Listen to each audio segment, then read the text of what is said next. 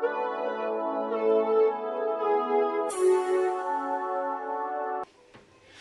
you guys, it's Isabel. For everybody who is new, I'm a mom of 4 and I had a baby 10 months ago. Her name is Gracelyn. So I just wanted to talk to you about her birth story, which I really wish I documented and I didn't. My pregnancy was pretty hard. It hit me hard. Like the most of the time I was sick. I was suffering from nausea throughout my whole pregnancy, so that wasn't fun. And I also wanted to share, because I know some of you moms like to bring up the labor, something to induce it, to avoid the medical intervention, like the medical induction. I know it's terrible. I know that happened to me first time around when I had my daughter almost 12 years ago. My water broke at 35 weeks and there was no progress. I didn't have no contractions, neither did I felt them. It was like nothing was going on. I went to the hospital. They put in a capsule inside of me for 12 hours to make me dilate more, because I was only teeny mini 2 centimeters and it was not going anywhere. And they told me, since my water broke already, I only have 24 hours to deliver, or well, they have to do a cesarean. So I was petrified, of course, and I didn't want them to do that. I really hope that I will deliver naturally, but I know so many of us not lucky like that and end up actually with C-section. But yeah, it's okay. Either way you deliver it, you deliver that baby. It doesn't matter if you did it your own way, like the naturally, or you did the cesarean way. That was really needed. Either way, it's okay. So I know some of moms feel guilty and think like, oh my god, I did everything right, I exercised, I walked, and still it didn't work that way. Some of us have really narrow hips and there's like literally no way to deliver that baby naturally, so that's okay. That's what the doctor kept on telling me, that there will be no way for me to deliver that baby naturally, but I did, and thank God I did. So after the 12 hours, I was only the teeny mini 4 centimeters, which didn't bring me much further. And then she was like, okay, now we're gonna start the pitocin, like, and they gave me that horrible drug, and then it brought up the labor, and it was so excruciating and terrible. I will never want to go through that again. It makes you walk up the wall. Like, the pain is so horrible. With each contraction, it's like, I don't know, it's like you want to run. You know there's no way back from there. It's the only to overcome this is to deliver the baby. So the pain is horrible, and I actually delivered her right 23.5 hours after my water broke, so I was pretty much lucky. So yeah, there's that. And I know many of us like to try castor oil or the Midwife's Brew. I've been there and done that. The second time around, I was pretty much active and I did everything right. I was working throughout my pregnancy and like everything was going really well. And then at 27 weeks, the unexpected happened.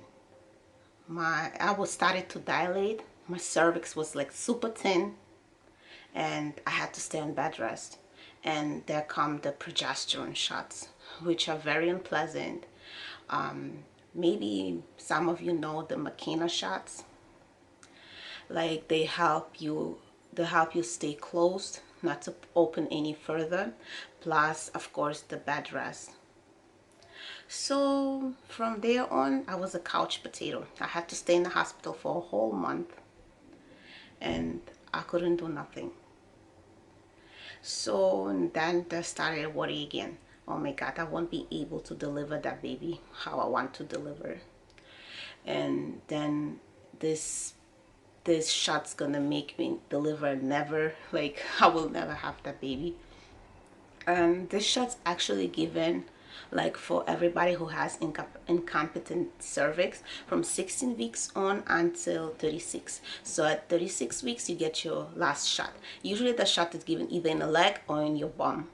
So like the medication itself, it's very thick, like oily like, and the needle is huge and it leaves you all bruised up. Like it was very painful to sit down, but it helped. I actually had my daughter at 37 weeks and 5 days without any help of Pitocin or anything else. So, but I had back labor and it was torture. So with my third, that was the easiest pregnancy. Like, yes, I was sick. I had nausea that started in the second trimester all the way up until I had her at 39 weeks.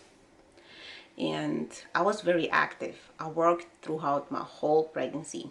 I took walks every day. I drank lots of water, and everything was great. So, and there's still, once I hit like 38 weeks and whatever days, that comes again. Like you see everywhere, somebody's trying something. So there was that thing with castor oil. So I went and I tried it. I don't recommend doing it. I do not recommend no one to do it because that thing is horrible. It will make you have the worst runs of your life. You will feel like your whole life will come out of you. So, and they will bring some weakish contractions, so on. But this is so unsafe, and I do not recommend anybody doing that. So I did have some little crappy contractions, but they didn't further my labor or anything, so nothing happened. So I actually left it alone and I delivered naturally. That was the fastest labor I ever had. It was only 24 minutes long from start to finish, from the time the contraction started and to the time that I deliver her. So and and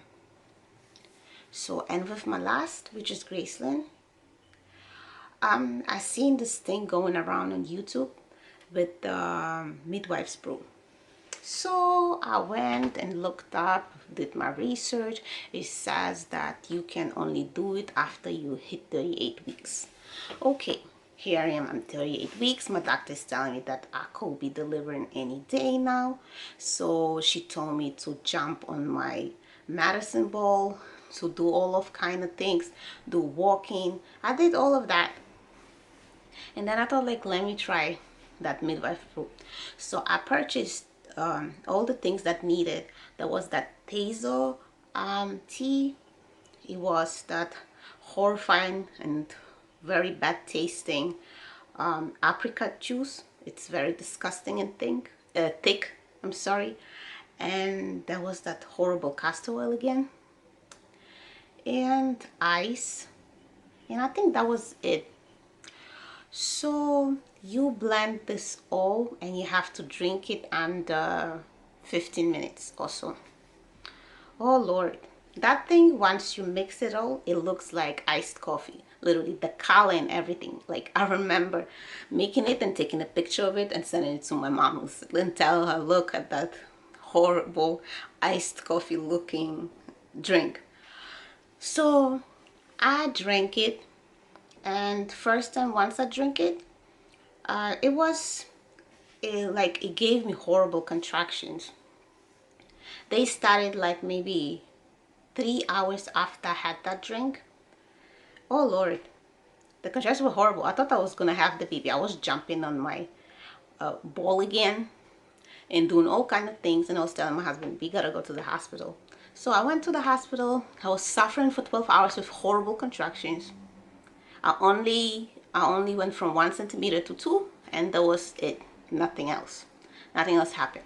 They made me go outside, go walk to see if that's going to help. Nada, nothing happened. So I was of course pissed and thought like that thing doesn't work, or it was my body was just not ready, because I think if your body is ready, that's the only way when it's going to work. So, and then what happened is that I did it again, which was on March 13th. I drank it at night around 9 p.m.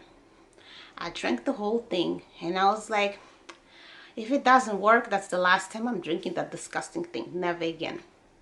So I drank it, and then throughout the night when I was going to the bathroom, I felt like kind of contractions, but they weren't too bad, and I was like, it's nothing.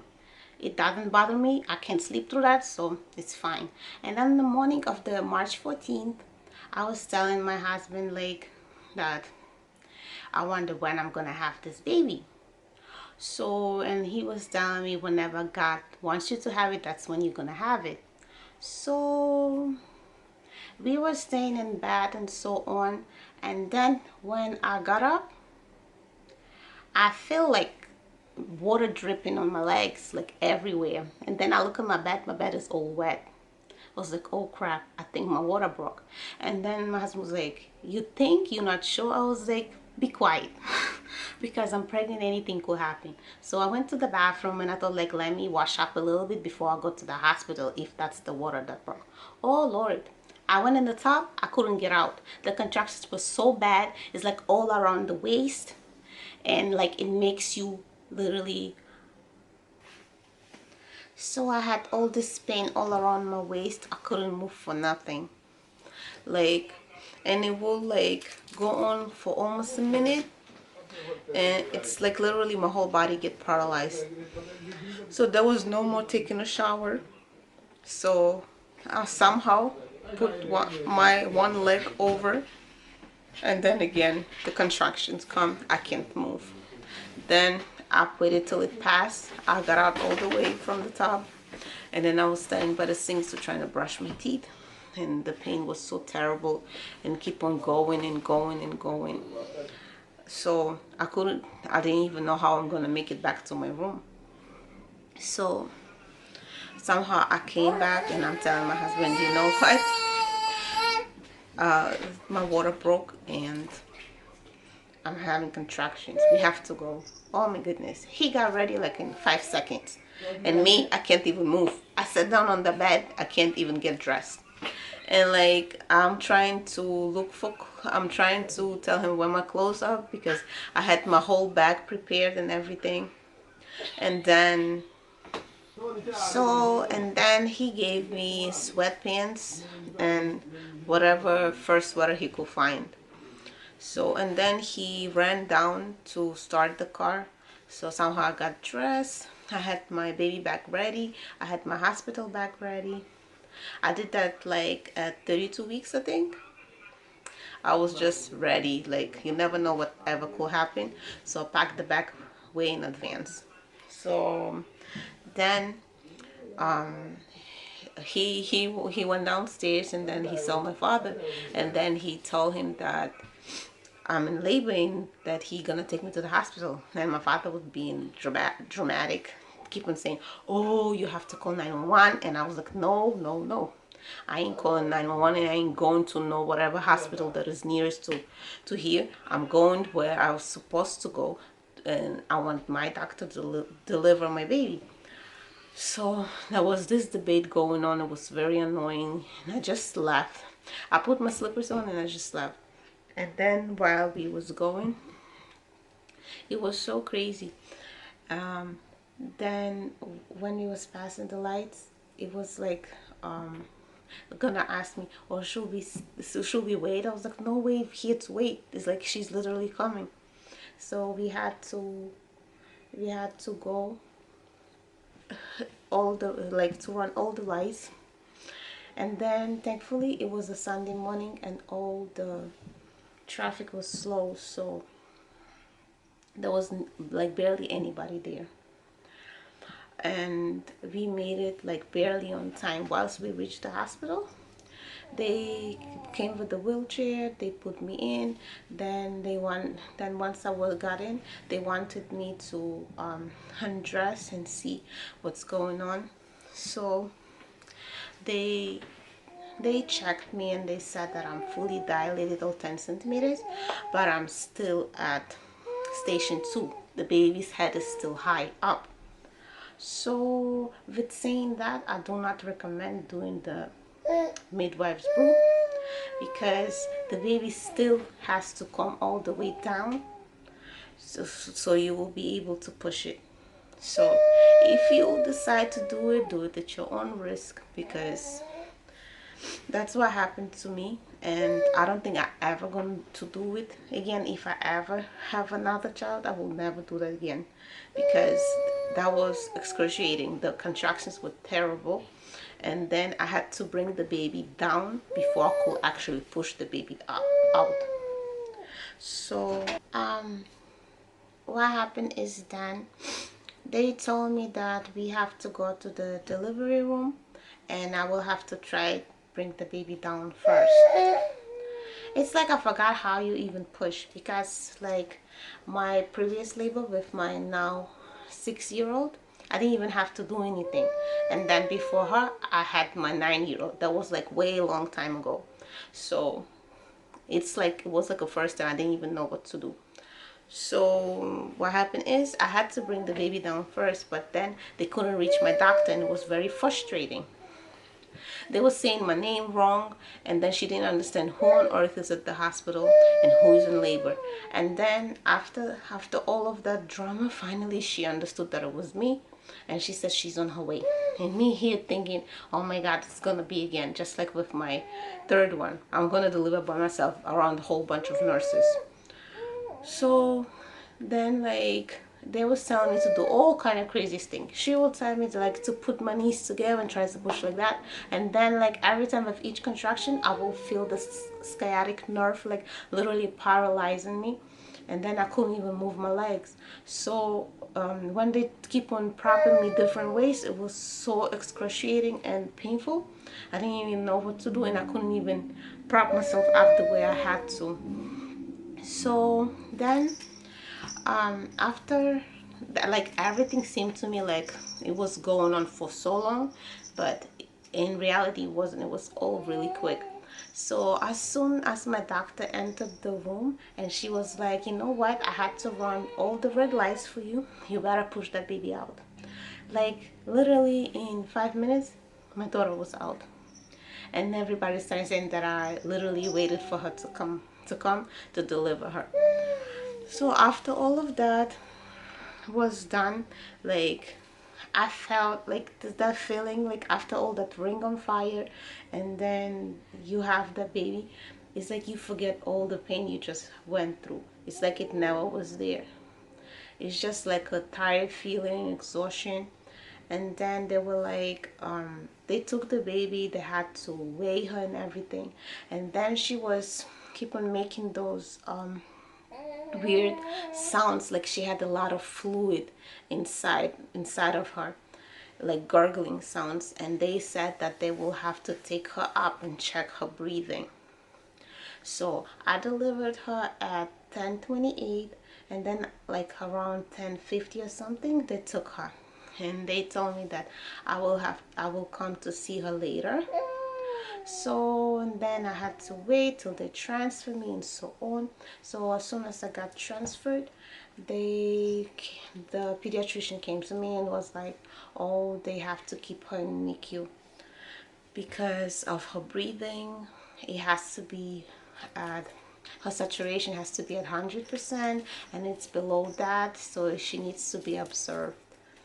And then like all my emotions and fear, like what came rushing into me, like I was so emotional, because like that's the last thing you want to hear, that you can't have your baby with you. The baby has to stay in the NICU. So they told me like after the 5 hours passes from the delivery, I will be able to go to the NICU and see her, because they were afraid of hemorrhage. So what happened is like after the 5 hours passed, I went down to the NICU to see her. And like even before that, they gave me a pump to to try pumping some milk for her because I told them breast only, don't give her anything else. So I pumped some of it. It was like about 20 cc's, I think.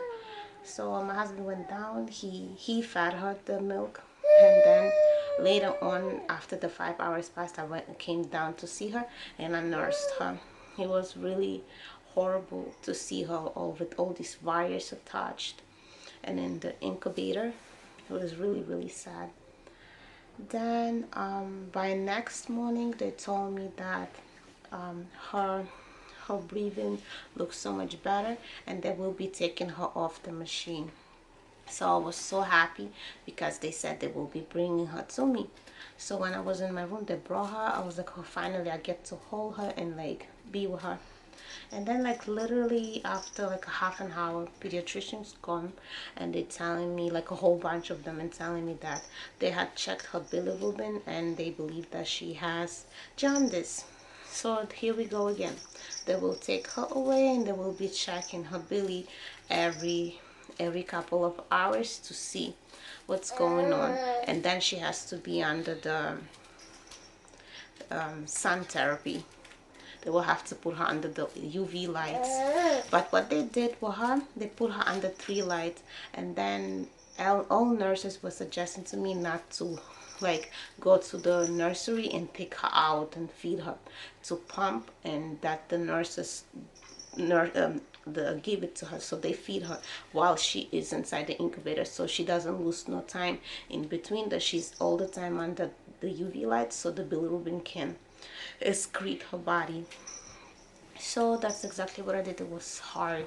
I was so emotional. And then that was already a second day in the hospital, and then that was the day that I was supposed to be discharged.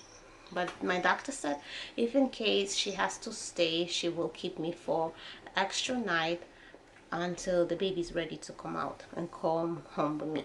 So what happened is, but still on the second day around 9 p.m. they came and they told me that her baby dropped, and like for her how many days she is, that was a good number. So but they had to see her how she will interact like without the lights being, and if the belly will go up. So she was without the lights with me all the time, and then they came to take the blood again. And after they took the blood, it's probably the next day, like until 1 in the morning, the nurse came and she told me that she would the numbers were even more dropped and we will be ready to go home. So I was so happy that we could finally go home. But the whole thing with the bilirubin, I will have still to go to the doctor that same day in the morning, and as the doctor takes the billy again and checks her, and then I will have to return in 2 days, and so on. And like I had to do that for literally 2 weeks until everything was gone, when it was not a threat anymore, and she was like about 2 weeks old when it was all okay. And it went away, because while they so yellow, they like really lethargic, very sleepy, and then when you nurse them, they like literally fall asleep in the beginning of feeding. But what is really important, what I did is, like while she was in the NICU or when she was under the light, I always pumped. Like I pumped and pumped. I asked the nurses to bring me the basin with the ice. I put the milk inside there and I kept on pumping and pumping, so I could make up my supply until I know when she can come with me. So, and that really helped. But by the time I got home, I started making too much milk. It's like she was literally choking. But then I will have to pump every time and then just put it in a storage bag and freeze it for later. And then once all the bilirubin went away and then she started finally gaining weight, it was all good, but it was really hard the first couple of weeks, but we got through it. It was not the first time that I had to deal with jaundice. My second daughter had that as well, but it was much worse and she had to stay in the hospital for over a week. So this was my birth story and my experience. Thank you guys so much for watching. Until the next time, bye.